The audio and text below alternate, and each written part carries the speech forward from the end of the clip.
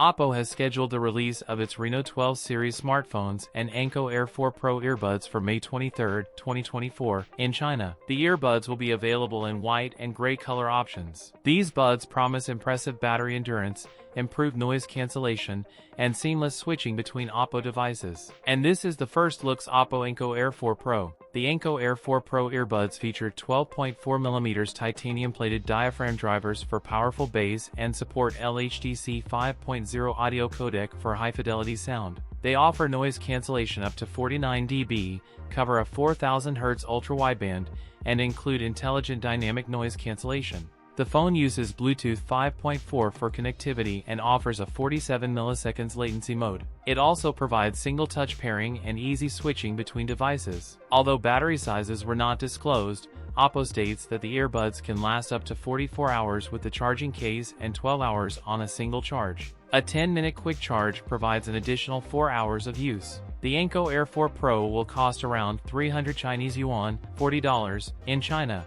That's it for today's video. If you enjoyed it, don't forget to like, comment, and subscribe for more content. Thanks for watching, and I'll see you in the next one.